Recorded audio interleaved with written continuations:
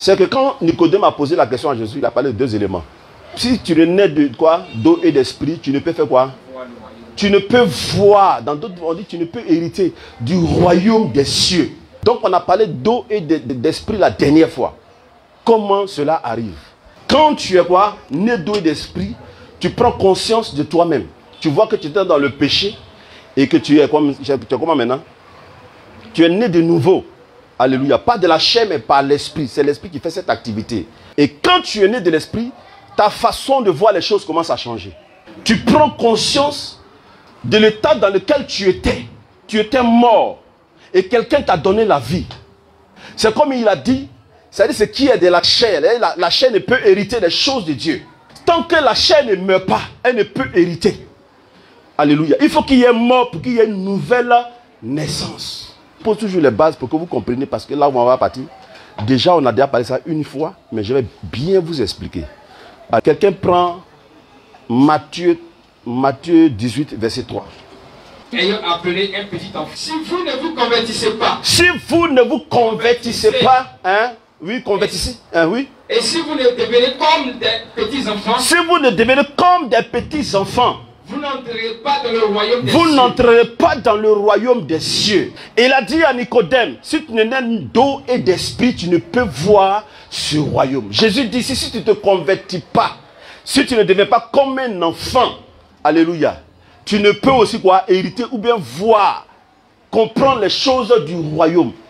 Jésus place ici un enfant et il va expliquer à ceux qui l'écoutent, à son auditoire, que si tu n'es né d'eau et d'esprit, tu ne peux voir le royaume des cieux. En d'autres termes, si tu ne te convertis pas, si tu ne deviens pas comme un enfant, maintenant, pour comprendre le royaume des cieux, s'il entend de parler d'une attitude, le royaume des cieux ici est une attitude. Il parle d'une attitude, un style de vie qu'il faut avoir.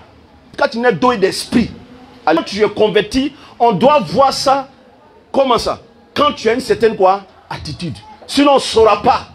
Tu peux être né d'eau et d'esprit, on ne saura pas parce qu'il y a une certaine attitude que tu n'as pas. Et il entend de parler de la normalité de toute personne qui fait quoi? Qui est né d'eau et d'esprit. Comment il doit se comporter? Il doit se comporter comment? Comme un petit enfant. C'est pourquoi il a dit, convertissez-vous d'abord. Avant de faire quoi? D'avoir l'attitude d'un enfant. Si tu ne te convertis pas, tu ne peux pas hériter. Et l'attitude d'un enfant, c'est quoi? Un enfant est caractérisé par quoi? Par l'obéissance. On a des personnes qui sont nées d'eau et d'esprit, mais qui prétendent être d'eau et d'esprit, mais qui ne sont pas caractérisées par l'obéissance. Par leur obéissance. Rien. Alléluia. Amen. Ils n'ont aucune obéissance. Tu peux le voir à l'église tous les dimanches, parce que certainement, il se dit que s'il ne vient pas les dimanches, quelque chose va lui arriver.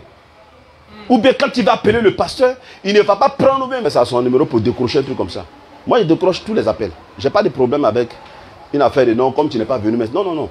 Tu n'es pas venu, ou bien tu n'as pas une certaine attitude. Ça, c'est entre toi et le Seigneur. Ce qui est là, je prêche l'évangile. Mais il y a des choses que nous ignorons. Nous ne sommes pas éternels. Moi, je ne suis pas éternel. Ce que j'ai reçu du Seigneur, c'est ce que je suis en train de vous donner. Il y a une attitude des enfants. L'enfant est caractérisé par l'obéissance. En fait, en d'autres termes, tu es grand. C'est vrai, on connaît ton âge. Mais si tu ne t'abaisses pas, si tu n'es pas humble dans ton attitude, il y a des choses que tu ne pourras jamais voir. Quel que soit ton degré de connaissance de tout ce que tu as, tout ce que l'Éternel a commencé à te donner. Mais si tu ne fais pas quoi? Si tu n'es pas caractérisé par l'obéissance, tu n'es pas caractérisé par ton humilité, tu ne peux voir ce royaume-là. Ce royaume-là, tu ne pourras pas jouir de ce royaume, en d'autres termes. On a des personnes qui sont en haut, qui sont toujours en hauteur, qui ne peuvent pas voir s'abaisser. Quand il entend de parler, il s'adresse en même temps aux disciples et il montre que voici des personnes. Pierre, comme ça, il est âgé. Mais Pierre m'écoute. Quand j'envoie Pierre ici, il va. Amen. Pierre est prêt à mourir pour le royaume. La preuve, il a même fait sortir un couteau. Même s'il n'était pas normal, mais c'est ce qu'il avait. Mais on n'est pas caractérisé par le royaume des cieux. On n'a pas.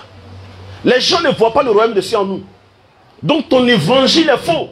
Ton évangile n'est pas vrai parce qu'il ne te reflète pas. Ce n'est pas que l'évangile n'est pas vrai, mais c'est ton évangile qui est faux. Et on a ce problème. Un enfant, il n'a aucun souci. C'est le père et la mère qui ont un souci pour leur enfant, mais l'enfant n'a pas de souci. C'est pourquoi le Seigneur, si tu as dit, ne vous inquiétez pas du lendemain. Si vous croyez véritablement, vous devez avoir cette attitude de ne pas vous inquiéter pour le lendemain. Pourquoi? Parce que de la même façon, le Père prend soin de son enfant. C'est comme ça que je prenais soin de vous. Alléluia. À moins que tu ne sois pas mon enfant. C'est celui qui quitte sous l'autorité de Dieu. C'est celui-là qui n'est pas. Quoi ça? Qui n'est pas dans le royaume. Mais prends la moitié des chrétiens ici. Eux tous ont des soucis. Eux tous. Un enfant, tu le regardes, depuis là où il est là, jusqu'à ce qu'il arrive à un certain âge là, il n'a aucun souci. Ce que tu lui dis, c'est quoi? J'ai payé tes cours, va à l'école. Un enfant, tu ne vas jamais voir un enfant s'asseoir. Il est à la maison, puis sa main il a comme ça, puis il est en train de réfléchir. Ça, c'est quel enfant ça? Tu connais un comme ça, il faut l'envoyer. C'est qu'il a habité d'un esprit. Il a habité d'un esprit humain, vieux esprit humain. Sinon, un enfant ne peut pas s'asseoir et puis réfléchir, penser à son avenir. Il est à l'école primaire et puis pense à son avenir. Ah! C'est impossible. Et quand Dieu te regarde, c'est la même chose. Dis à ton voisin, c'est pas normal. Il dit, si tu ne deviens pas comme un enfant, ce qui caractérise un chrétien, regarde, même si tu viens nous dire tout de suite, tu auras l'argent. Et il a eu la moitié. Mais tu vas voir, il va s'inquiéter de l'autre moitié.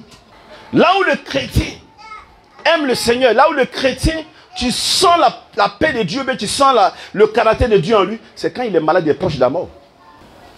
Si tu ne te convertis pas, si tu n'es pas humble, si tu n'es pas obéissant, il y a des choses, tu vas sur la terre, tu es chrétien, tu ne vas jamais voir, tu ne vas jamais expérimenter.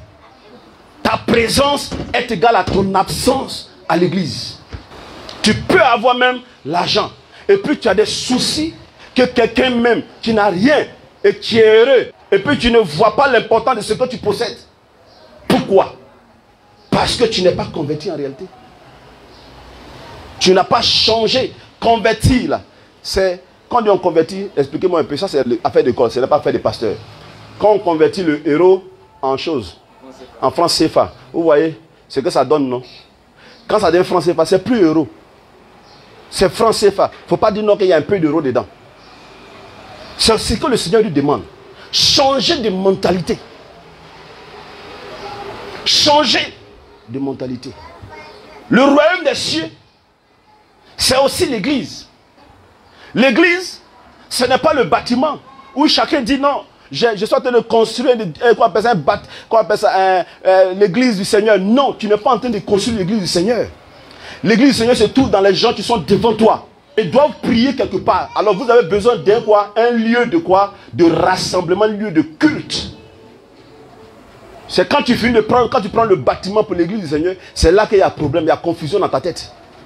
Alléluia. Et tu as l'impression qu'après avoir fait ça, tu as fait un grand boulot. Après avoir fait un grand bâtiment, tu as fait un grand boulot. Alors que ceux qui sont devant toi, il n'y a même pas un qui connaît même ce qu'on appelle le royaume des cieux. Qui a dit amen bien. Amen. Si tu ne deviens pas comme un enfant, ce n'est pas possible. Quel que soit ton âge, tu as besoin de quoi? De devenir comme un enfant. Un enfant, tu l'envoies là quelque part, il s'en va. Jusqu'à ce que ça chauffe là pour qu'il t'appelle.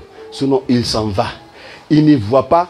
Prends un enfant. Vous qui ne faites jamais des exemples qu'on finit de prêcher là. Prends un enfant, prends un bonbon. Mets une brique devant, puis prends un bonbon. Appelle-le, vois. Ses yeux sont braqués sur le bonbon, non pas sur l'obstacle. Pendant qu'il est en train de venir, c'est là il court et puis tombe. Il se rend compte qu'il y a quoi? Il y a obstacle. Sinon lui, il est braqué sur quoi? Le bonbon. C'est comme ça il a dit. Alléluia. Amen. De la même manière, Moïse a élevé ses pans des reins. Moi aussi je serai élevé. Quiconque va me fixer. Vous comprenez? Quiconque n'aura pas les obstacles, mais va me fixer.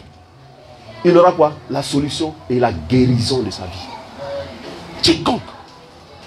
Regardez toujours le but et non pas les obstacles. Obstacles là, ça va exister. Donc si tu te concentres sur les obstacles, ça va ralentir ta course.